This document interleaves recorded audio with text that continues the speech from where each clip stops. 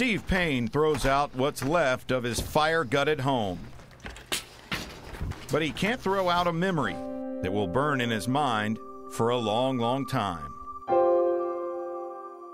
One April night, Steve and his wife, Linda, were asleep when rural Metro officials say a fire started at an electrical outlet on the side of the house. She said, "Steve, there's a burglar in the house." I got up and grabbed my gun, went downstairs, and I saw the carpet on fire.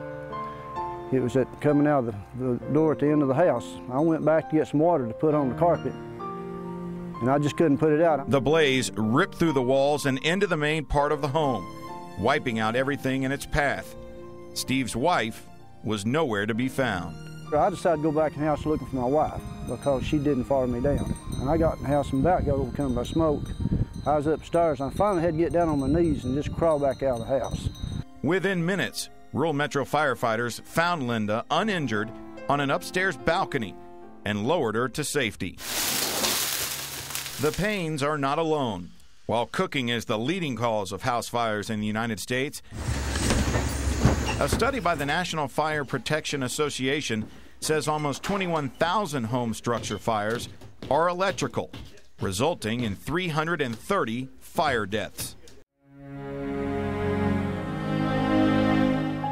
In that respect, the Paynes are fortunate, and they will rebuild on the property they have called home for some 25 years.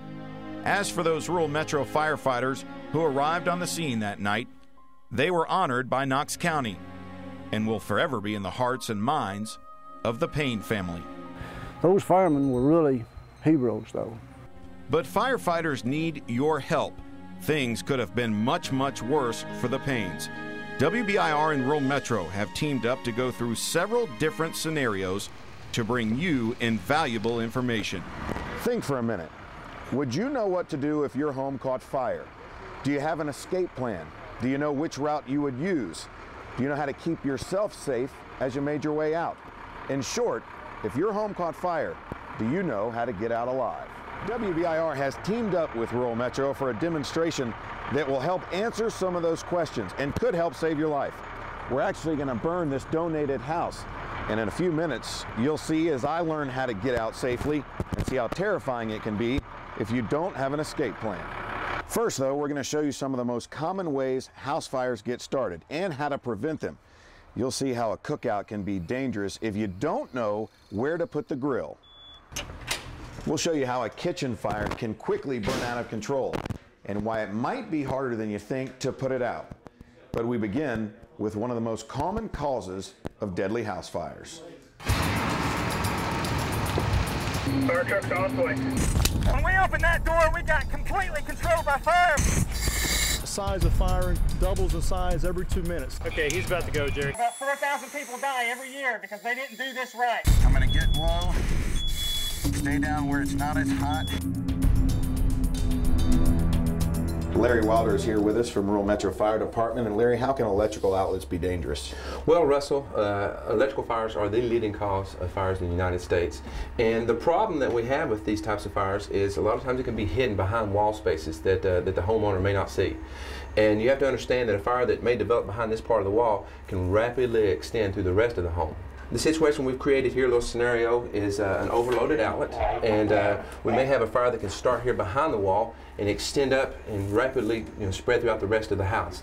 So we want people to realize you may not see it, you may only smell it, and if that's the case, you just need to call 911, get the fire trucks out there, and let the firefighters go in and start looking for these extensions. You see right here, we may have some smoke coming from the electrical outlet.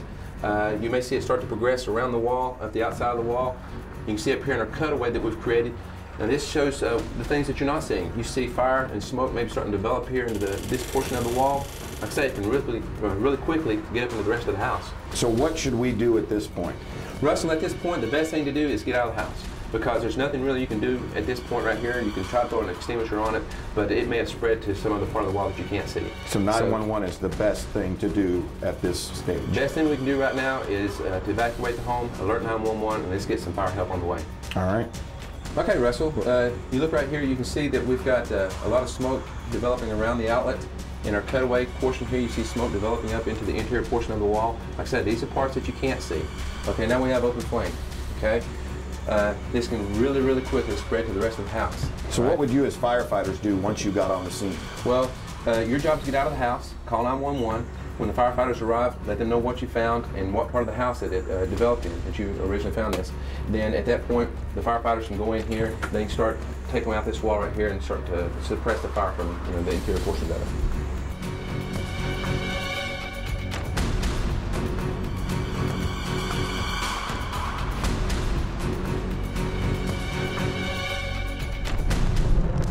So we've talked about the dangers of electrical outlets. Now we are in the kitchen. Billy Keir joins us with Rural Metro to talk about some of the dangers that can take place in here. Right. We're actually standing in the room that's one of the leading causes of home fires, which is inside the kitchen.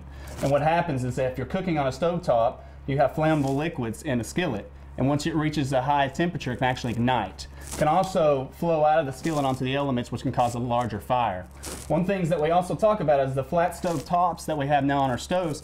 Articles like this that are very flammable, if you're not paying attention, you throw it on the back, you turn on the wrong eye, you've also got a fire as well. So we're going to talk about now what those fires can do, and we're going to let you try to extinguish some of these fires. Okay, Billy, we have flames in the pan. What do we do at this point? Right, you've walked in, you've seen that you've got a stovetop fire. One mistaken method of extinguishment is to grab a glass of water and put it on there. So let's see, let's kind of get ready for this, and let's see how well that works. Go ahead, Russ, throw it on there. Okay, we see that you can't mix water with oil or grease, flammable liquid. So the proper method to extinguish a kitchen fire at this size is actually just use your lid. Okay. So you just approach the fire, cover it, smother it. Okay. Just approach the fire and actually cover it and seal the lid. Perfect. All right. Perfect. Now that's the proper method to actually extinguish a stovetop fire. Good job, Russell. All right. So now we're gonna take a break here. We're gonna actually get this fire going again, and we're gonna show you another method to use, which is the fire extinguisher. Okay, good. Okay, Russell, let's see how good you are with the fire extinguishers. We got the same type of stovetop fire. We got a fire extinguisher. Quick way to use this is pass. Pull the pin out. Okay. A for aim the extinguisher. You want to aim at the base of that fire. Okay. Sweep. Squeeze and sweep. Go ahead. Good job. Good job. That worked? That worked. Now remember, your fire extinguisher is only limited to basically a Band-Aid to that fire. So that fire is as much as you would ever want to try to extinguish with a fire extinguisher this size. All right, great. Great, good job. All right, Larry, another situation, possible dangerous situation with electrical outlets, but this time we're focusing on the heater itself. Yeah, Russell. We had just experienced one of the deadliest winters for fires in the United States, and one of the leading causes was using of secondary heat sources. Space heaters, fireplaces, wood-burning stoves, things like that can be a big problem for residences, to experience a fire. Now, in the scenario we've created here, we have a space heater. The problem that we have is the heat source is too close to an upholstered fabric. Curtains, fabrics, anything that could ignite from the heat itself. We want to make sure you observe some safety precautions, 3 feet of clearance around any heat source. When you buy these devices, look for safety features, maybe a tip-over function so that it would shut off. Look for things like an overheat function. If it gets too hot, it'll shut itself off as well. But like I said, we've created a scenario here. We want to show how these things can progress. The big problem we have is things left unattended. Okay, people turn these heaters on, they go to bed, and it takes a while for this to to build up the heat to the point that it can actually ignite a fire. But while you're asleep, that's certainly capable of happening. So we're going to let this go for a little bit, and we'll come back and check on it and see what happens. All right, sounds good. Okay, Larry, obviously we've got some pretty big flames here. What goes on from here? Okay, Russell, understanding that this could take hours for it to develop, unattended heat source. At this point, you come in, you discover a fire like this, you don't want to try to put it out yourself. You need to pull out, we need to get the fire department on the way, call 911, get them over here. But right now, I think it's a good idea for me and you to get out there. Let's let the fire guys come in and take care of this.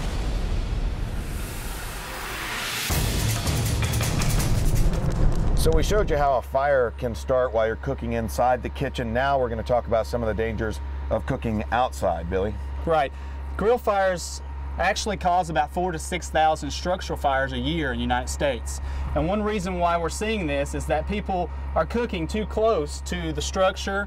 Maybe they're cooking over an overhang, as you're here today. Maybe it's raining a little bit, they try to light their grill underneath that. Or they're cooking on a deck. And all those are combustible areas. So the Fire Bureau in Rural Metro says you got to get this at least 10 feet away from the structure.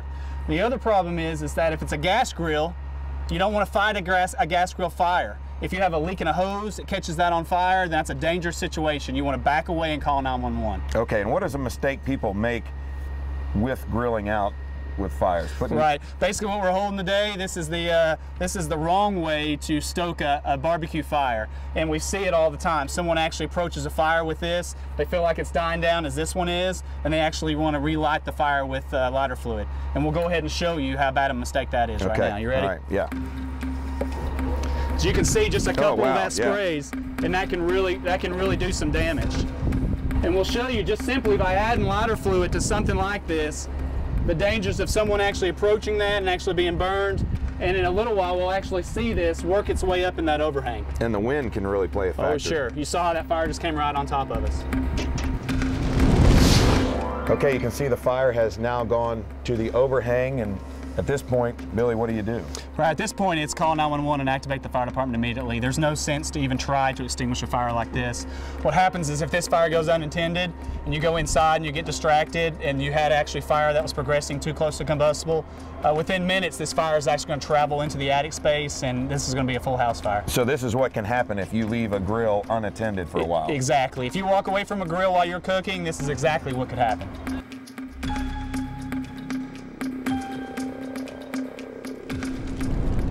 So we've shown you some of the common causes of house fires. We watched the fire progress, and we knew when it was time to take action. But what if a fire had already taken over and you didn't even know it? What if you woke up to a house filled with smoke? We're going to tell you some things to help you get out alive. We're also going to set another fire inside this house, and as it fills with smoke, I'm going to try to make my way out. I'll be inside during a real fire, but I won't be alone. 2 Channel 10 photographers suit up in full fire gear. We have 4 more cameras on the outside, plus a camera below the smoke, and one that can see through it with thermal imaging. As we get into position, First thing, if you're in your bed, you got to roll out of your bed and you got to get on the floor. firefighter Billy Keir teaches me potentially life-saving steps. You got to get underneath it. Temperatures there are going to be about 1,000 degrees. Temperatures here about 100 to 200 degrees, which are survivable, okay? So we have a decision to make. We need to think about 2 ways out. The front door is the way we know best. Most people want to go that way. You've got to make sure you can get out this door first. So you're going to come to the door. You're going to feel it and make sure it's not hot or you don't actually see or feel fire through this door. You're going to feel that with the back of your hand and move your hand up the door, okay? Then it's time for me to put the lessons to use. Okay, Russell, we heard the smoke detector. That's our first alert that there's danger inside of our house. We've got a house fire. All right, I'm checking the door right now. It does not feel hot, and I don't see fire coming through the door either. Man, this is filled with smoke. All right, I'm gonna get low, stay down where it's not as hot, where I might be able to see a little bit better. All right, I'm making my way out of the room. I'm reaching for a wall so I can feel my way around, because inside here, once this smoke begins to thicken, even though you think you know where you're going, even in your own home, you really get confused, especially if you're kind of anxious. It's very easy to get like that in this situation. So I'm following the walls as I go along, trying to stay low, and hopefully get towards the front door of this house. Right now I'm looking for another wall. All right, I got it. All right, I'm getting close to getting outside this house. All right, got this open. All right, so now I'm out. I'm out of breath and a little rattled, but I'm safe. It gets kind of scary in there, but they told me before, if you don't panic, that's the best thing you can possibly do, so that's what I did. Thanks to rural Metro firefighters and their lessons on how to get out alive. You think you could do that in your house if you had to? I hope I could. I think now, having gone through it, definitely, and being briefed beforehand, definitely helped. What you just saw was a best case scenario. The fire hadn't blocked my escape route, so I was able to get out quickly. But if this happens in your own home, you might not be so lucky. That's why it's important to have escape routes, several different ones, and you need to know them well enough so you can get out when seconds count. Now you're about to watch as a professional firefighter goes through a more intense fire, checks all his routes, and finally has to wait to be rescued. All the preparations, planning, and precautions have been leading up to this.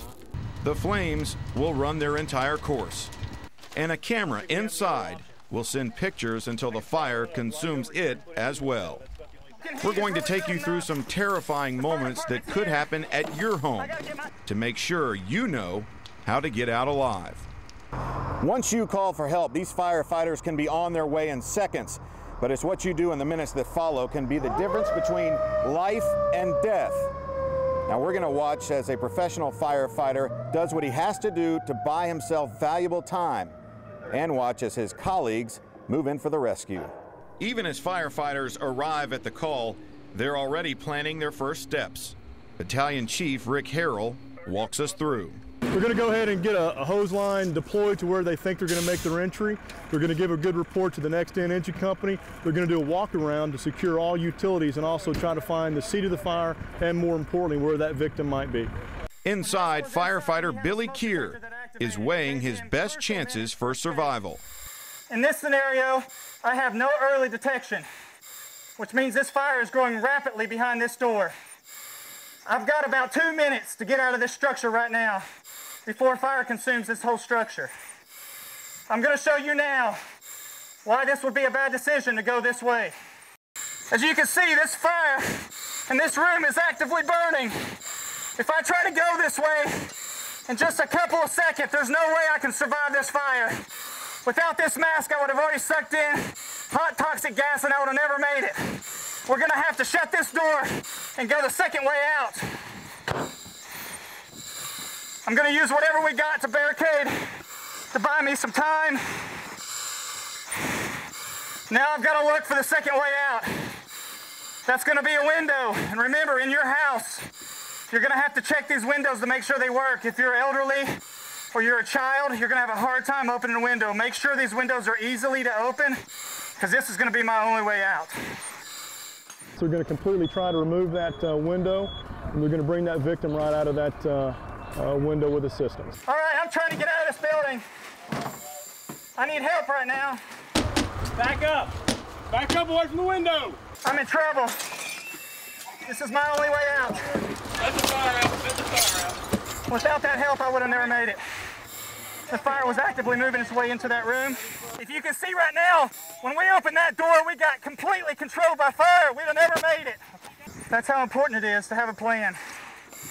Without a plan, you would have never made it out of that building. We had a victim that was still conscious, able to give an indication to the firefighting crew outside that they were there next to the window. Certainly the best scenario is that there's not going to be anybody in the structure once we arrive. And I guess the victim did a lot of things right to stay alive for that period of time. Absolutely. Shut the door, try to control the smoke conditions by putting something under the crack at the bottom of the door, and let the fire team know outside that I'm here, and certainly we're going to come get you. All right. Even now, neighbors would only see a little smoke, but inside, the picture is much different. Barely a minute after flames first appear, the walls are on fire. After 90 seconds, nothing could survive. But this camera shows us something no living person would ever see. A scene all too familiar to firefighters. Flames consume a home, and with it, all the possessions, hopes, and dreams that once lay inside. This home will burn for hours, and firefighters will keep it from spreading, but there's still only one way for it to end. Another home going up in flames. No one was hurt, and firefighters hope what you've learned today will help you keep safe. For 10 News, I'm Russell Biven. This is a tragedy. Hello, my name is Rick Harrell. I'm a battalion chief with Rural Metro Fire Department.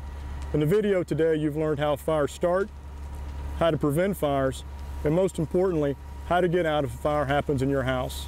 Remember, the goal of Rural Metro Fire Department and the Knox County Fire Prevention Bureau is to have this never happen again.